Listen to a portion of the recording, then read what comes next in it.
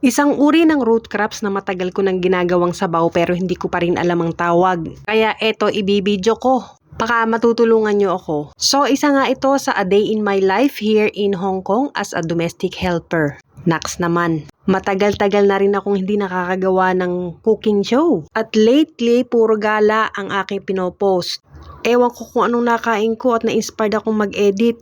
Kaya panoorin nyo na ito ha. At dahil may papakita ako at may papasalamatan pagkatapos kong gumawa ng soup, ayan nga't ako'y gigil na gigil. Dahil matigas siyang hiwain, mabango at kulay puti ang laman. Mas matigas naman sa kamuting kahoy. Kaya hindi ko na pinakikita sa inyo ang paghihiwa ay para ako na lang ang mahirapan.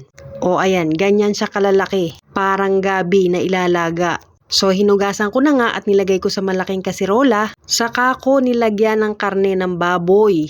At saka kung ano-anong butil-butil, especially yung munggo. At take note ha, kung ano-anong balat ng kahoy ang nilagay ko dyan na hindi ko rin alam ang tawag. Basta yung amo kong babae ang nagbigay sa akin. At sasabihin ko sa inyo, hindi ko alam kung paano ko iinumin ang sabaw na ito. Basta ang sabi sa akin, ito'y masustansya, kaya go. Pakuluan natin ng 3 oras. At habang pinapakuluan ko nga yan, ay bigla-bigla na lamang nagring ang ating doorbell. Palay ang aking kapitbahay na si Kabayan ay dumating galing Pilipinas at may pasalubong. Lansones, rambutan at saging na saba. Kaya ito, uumpisahan ko na. Tingnan mo nga naman pag sinuswerte ka. Nakikita ko lamang ito sa Facebook na ipinopost ng aking mga kababayan. Tapos, ang bait ni Lord. Binigyan din ako ng chance na makatikim nito.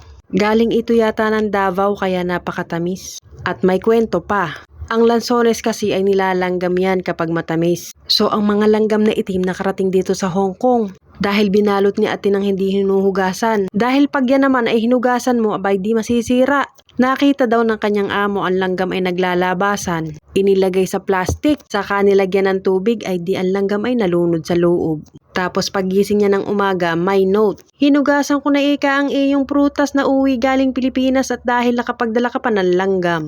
Oh, yun ang kwento sa akin ni ate. Kaya naman dali-dali niya ng hinati-hati para ipamigay at hindi na masira. So yun lang, binalikan ko na ang sabaw. At eto ang kanyang finished product. Ang sabaw ay kulay maroon.